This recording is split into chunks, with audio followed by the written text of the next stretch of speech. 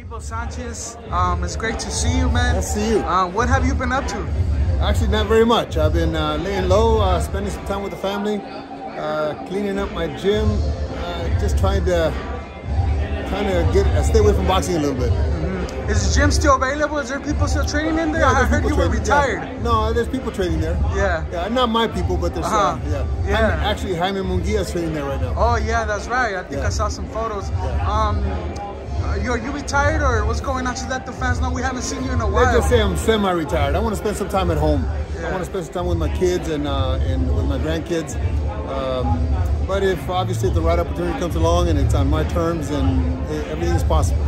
Maybe a Golovkin reunion. I think the fans would like to see you guys end that on a good note. It's a good note for me. I wish him all the success. I hope that he does everything that he's ever dreamed of. We did great things together. He's got a very good coach right now in Jonathan, but I don't ever rule anything out.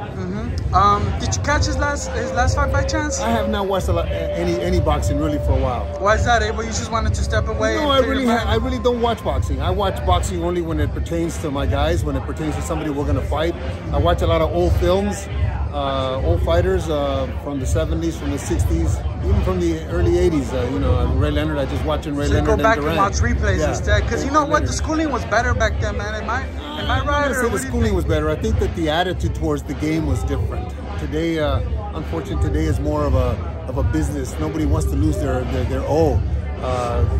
The best guys are not fighting the best guys, and I understand it. I understand it's a financial thing for us also, for us coaches. I mean, we don't want to see our guy lose and take a cut and pay either. But I think that in the 80s and even in the late 80s, it was still guys fighting the best fighting the best. Unfortunately, that doesn't happen too much right now, but maybe because of COVID, maybe it'll change. I don't know. Yeah, the sport definitely slowed down because of COVID, but one guy who's definitely kept his streak of continually fighting the best and improving was Canelo. He fought this past Saturday. I don't know if you've seen highlights or if you saw the fight at all, but he came up short against Bivol at 175. Just what are your thoughts on what happened that night, if you got a chance to see it? Actually, I didn't see the fight, but Bernie Bermacel, Bernie the publicist, and I were texting back and forth. We always bet on the fights. We bet $1 on the fight. So we bet $1 on the fight on Saturday. I think we talked on Thursday. And he asked me what I thought. I thought that Canelo should win. I thought that Canelo was the busier and the fighter as far as fights is concerned. I thought that Bivol has had a safety first kind of style, but a very talented fighter. I mean, look, he's a world champion, just like an Addy. He was a world champion, amateur world champion. He was undefeated. He's a bigger guy, very well schooled. So I said to Bernie, I said, if Bivol comes out of his shell, and I have the text, I mean, I can prove that. I said to Bernie, if Bivol comes out of his safety first shell, I think it could be an interesting fight because Bivol is a very talented fighter. Obviously, from what I've heard, he came out of his shell and he attacked Canelo, and Canelo did something that very few fighters are willing to do today. Look, he was his first title at 147 or something like that, or his 130. Yeah, 147 was his first title. Okay, so he's moved all the way up to 175.